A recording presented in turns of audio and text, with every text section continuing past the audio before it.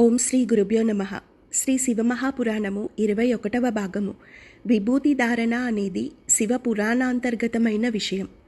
ఆరాధన చేసేటప్పుడు శౌచముతో పూజామందిర ప్రవేశం జరిగి మీ మనస్సు బాగా నిలబడుట కొరకు వినా భస్మ త్రిపుండ్రేణ వినా రుద్రాక్షమాలయ బిల్వపత్రం వినానైవ పూజయేష్యం కరం బుధః. సాధ్యమైనంత మటుకు ఈ మూడు లేకుండా పూజ జరగకుండా చూసుకోవాలి. భస్మము అనగా తేలికగా చెప్పాలి అంటే బూడిద. దానిని 3 గీతలుగా లలాటమునందు పెట్టుకోకుండా పూజ చేయవద్దు. శివలింగం మీద ఆజ్ఞాచక్రం మీద బొటనవేలితో బొట్టు పెట్టే అధికారం ఒక్క గురువుకు మాత్రమే ఉంటుంది. స్త్రీలైనా పురుషులైనా లలాటమునందు విభూతిని 3 గీతలుగా మాత్రమే పెట్టుకోవాలి. విభూతిని పెట్టుకోకుండా ఉండరాదు. రుద్రాక్షమాల వేసుకోకుండా పూజ చేయరాదు. బిల్వపత్రం లేకుండా పూజ చేయడం అంత మంచిది కాదు. బిల్వపత్రములను కొన్ని రోజుల పాటు నిల్వ చేసి పూజ చేసుకోవచ్చు. ఇలా ఈ మూడింటితో పూజ చేయాలని పండితులైన వారు, జ్ఞానమున్నవారు, భక్తి కలిగిన వారు తాపత్రయపడుతూనే ఉంటారు. శాస్త్రమునందు శివనామము గంగా, విభూతి యమున, రుద్రాక్ష సరస్వతి. గొప్ప శివభక్తుడు లలాటమునందు త్రిపుండ్రములను ధరించిన వాడై బొట్టు పెట్టుకొని మెడలో రుద్రాక్షమాల వేసుకొని శివపూజ పూర్తి చేసి బయటకు వచ్చిన వ్యక్తిని పూజామందిరంలోంచి బయటకు రాగాన్ని చూస్తే చూసిన వారికి త్రివేణి సంగమ స్నానాన్ని చేసిన ఫలితమును ఆయన ఖాతాలో వేస్తారు. ఈ మూడింటిని శరీరం మీద వేసుకొని ఉండడం వలన అంత గొప్పతనం కలుగుతుంది. నుదుటి మీద ఉన్న భస్మమును ఎలా పడితే అలా పెట్టుకోకూడదు. శాస్త్ర నియమం ప్రకారం మీరు నిద్ర లేచిన తరువాతే స్నానం అయ్యే వరకు యథార్థమునకు పచ్చి గంగ త్రాగరాదు. అయితే ఇప్పుడు అవైదికం అయిపోయి రకరకాల పద్ధతులు వచ్చాయి. అయితే కొన్ని కారణముల చేత కొంతమంది స్నానం చేయకుండా నీటిని త్రాగవలసి రావచ్చు. అలా తీసుకుంటే ఆ పాపం గాయత్రి చేత సాధ్యమైనంత తొందరగా పోతుంది. గాయత్రికి అధికారం లేనివాడు తమ ఇష్ట దేవతానామం చెప్పి పూజ చేసుకోవాలి.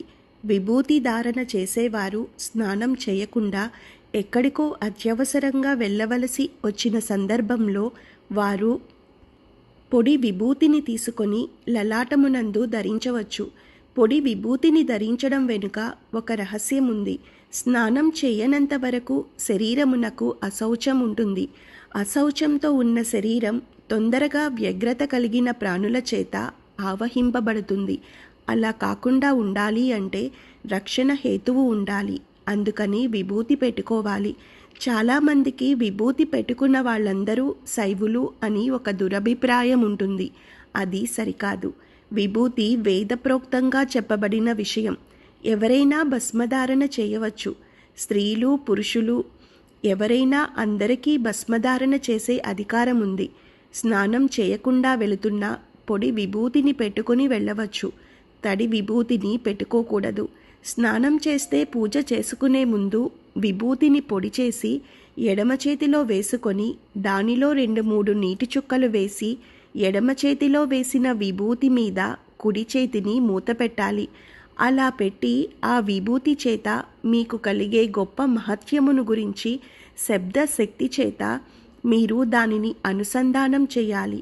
భూతిం భూతకరి పవిత్ర జనని పాపౌగ విధ్వంసిని సర్వోపద్రవనాశిని శుభకరి సర్వార్థ సంపత్కరి భూతప్రేత పిశాచ రాక్షస గణారిష్టాది సంహారిణి తేజోరాజ్య విశేష మోక్షణకరి భూతి సదా ధార్యతాం అని చెప్పాలి.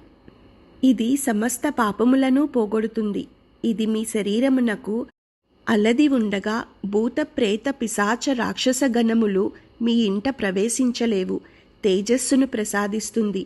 విశేషమైన ఐశ్వర్యమును ఇయ్యగలదు. మోక్షమును ఇవ్వగలదు. కనుక నేను ఈ విభూతిని ధరించుచున్నాను అని చెప్పి తీసుకోవాలి. బ్రహ్మచారి అయితే సాధ్యమైనంత వరకు ఓం త్ర్యంబకం యజామహే సుగంధిం పుష్టివర్ధనం ఊర్వారుకమివ బంధనాత్ మృత్యోర్మోక్షీయ మామృతాత్ అన్న మంత్రం చెప్పి సజల విభూతిని ధరించాలి. ఇవేమీ చేతకాకపోతే తేలికైన మార్గం ఒకటి ఉంది. కుడి చేతిని ఎడమ చేతి మీద వేసి శ్రీకరంచ పవిత్రం చ శోకమోహ వినాశనం లోకవశ్యకరం చైవ భస్మం త్రైలోక్య పావనం అని చెప్పాలి. దీని ధారణ చేత ఐశ్వర్యం కలుగుతోంది. ఇది నన్ను పవిత్రుడిని చేస్తోంది. ఇది నాకు రోగములు రాకుండా, దోషములు పట్టకుండా నివారణ చేస్తోంది. లోకము వశం అయ్యేటట్లుగా చేస్తోంది. ఇది నాకు పుణ్యమును ఇస్తోంది. ఇదేదో వశీకరణ విద్య లాంటిది అని అనుకోకూడదు. లోకము యథార్థ స్థితి మీకు భాసిస్తుంది. పరమ పావనమైన ఈ భస్మమును నేను ధరించుచున్నాను. ఒకవేళ ఈ మంత్రం రాకపోతే కనీసంలో కనీసం శివ శివ శివ అని 3 మాటలు అనాలి. అంటే మంగళము, శోభనము, భద్రము, క్షేమము, కళ్యాణము అన్నిటినీ మీరు అడిగినట్లు అవుతుంది. ఈ మాటలు చెప్పి విభూతిని 3 వేళ్లతో పెట్టుకుంటారు. అలా విభూతి ధారణ చేయరాదు. అది దోషభూయిష్టము. నీటి యందు భస్మము తడిపి మృగముద్ర పట్టమని శాస్త్రం చెప్పింది. మృగముద్రను జాగ్రత్తగా పరిశీలిస్తే అది ఏ లేడీ జింకా కొమ్ములతో నిలబడ్డట్లుగా కనపడుతుంది. 3 వేళ్ళు కలుస్తాయి, 2 వేళ్ళు నిలబడతాయి. ఇప్పుడు తడి భస్మంలో ముందుగా మధ్య వేలును, ఉంగరపు వేలును ఉంచుతారు. తరువాత బొటన వేలును ముంచుతారు. తరువాత కుడివైపు నుండి ఎడమవైపుకి బొటన వేలు పట్టగలిగినంత దూరం విడిచిపెట్టి నుదుటి మీద ప్రయాణం చేయాలి. అప్పుడు బొటన వేలికి సజల విభూతి ఉన్నది కదా, ఆ 2 వేళ్ళు గీసిన విభూతి రేఖల మధ్యలోంచి విభూతితో కూడిన బొటనవేలును లలాటం మీద రాస్తూ వెనక్కి తీసుకురావాలి. దీన్ని శాస్త్రోక్త విభూతి ధారణము అంటారు. భస్మధారణము అనేది మనుష్యుని జీవితమును కొత్త దారికి తిప్పగలిగిన ఒక విశేషము. మనకి వాసనలు కొన్ని జన్మల నుండి తరుముకు వస్తాయి. విభూతి ధారణ చేస్తే మీకు ఉన్న వాసనా బలమును గెలవగలిగిన శక్తిని ఈశ్వరుడు ఇస్తాడు. పాపక్షయం అంటే ఇదే. శాస్త్ర ప్రకారం భస్మధారణము పాపములను తీయగలదు. మీ పాపములే ప్రతిబంధకములుగా వచ్చి ఈశ్వరుడిని చేరకుండా భోగముల వైపుకు తిప్పేస్తున్నాయి. అధర్మబద్ధమైన భోగముల కోసం వెంపర్లాడుతూ ఉంటారు. అలా వెంపర్లాడకుండా చేయగలిగినది సమ, భగవంతుడిని స్మరణలోకి తేగలిగినది. కాబట్టి దాని పేరు భస్మ. భస్మం 2 రకములుగా తయారవుతుంది అని శాస్త్రం చెప్పింది. ఒకటి మహాప్రళయమునందు ఏర్పడే భస్మము. ఆ భస్మము ధరించడానికి మనము ఉండము. ఆ సమయంలో లోకములన్నీ ప్రళయంలో మునిగిపోతాయి. రెండవది లౌకికమైన భస్మము.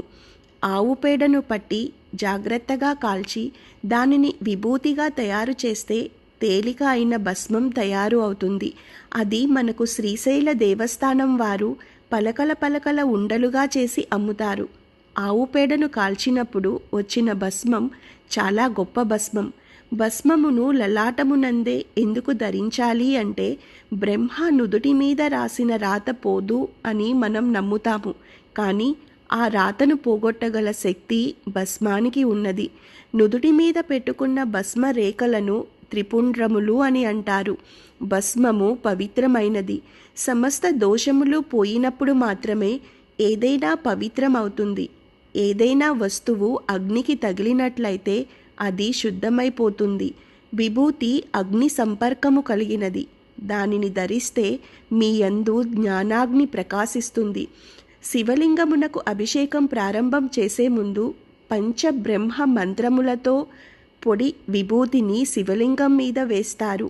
ఏ చెట్టు నుండి ఎన్ని పువ్వులను కొయ్యాలో అన్ని పువ్వులను, ఈ బ్రహ్మాండంలో ఉన్న సమస్త వృక్షముల యొక్క పూలను కోసి తెచ్చి ఈశ్వరార్చన చేసినటువంటి ఫలితం పొడి భస్మంతో అభిషేకం ప్రారంభించిన వాడి ఖాతాలో వేసేస్తారు.